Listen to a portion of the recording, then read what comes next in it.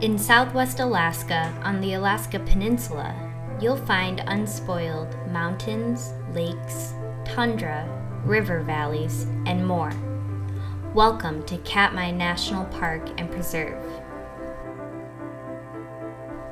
A part of the geologically active Pacific Ring of Fire, Katmai's boundaries house 20 volcanoes, including the Valley of 10,000 Smokes, the site of the 1912 Novarupta Katmai volcanic eruption. The event put southwest Alaska on the world's radar for its awe-inspiring volcanic devastation and wonder, and in 1918, the area was established as Katmai National Monument.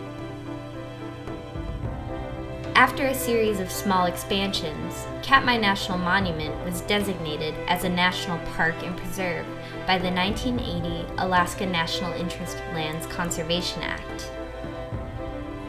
This new direction for wildlife and habitat conservation would expand Katmai to a final size larger than 4 million acres and allow for traditional hunting, fishing, and foraging activities that people have engaged in since before the arrival of many Alaska national parks.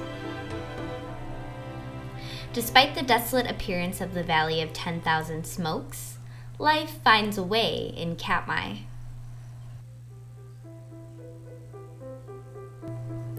The park protects a 9,000-year archaeological record of human history and adaptation.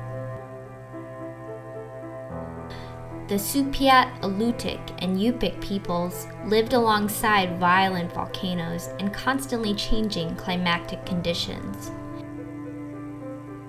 Many of today's Southwest Alaska residents have historical and ancestral ties to the lands that are now the park and preserve.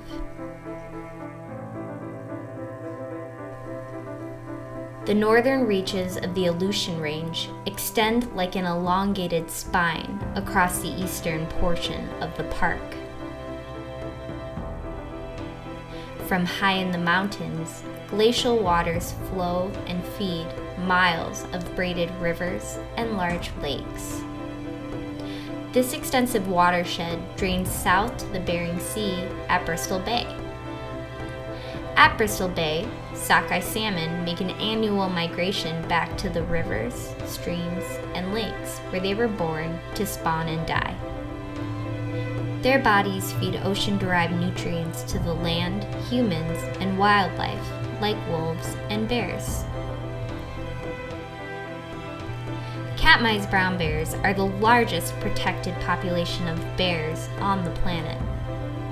The park's estimated 2,200 bears take advantage of the abundant food resources available to them.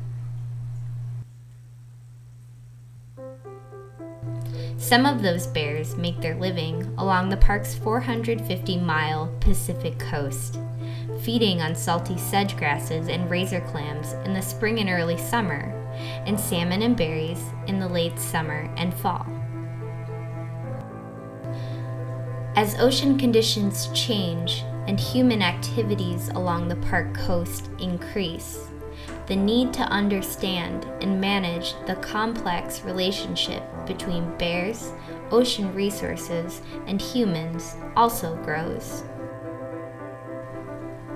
Join scientists as they research the connections between ocean-influenced ecosystems and the terrestrial creatures that depend on them, like brown bears.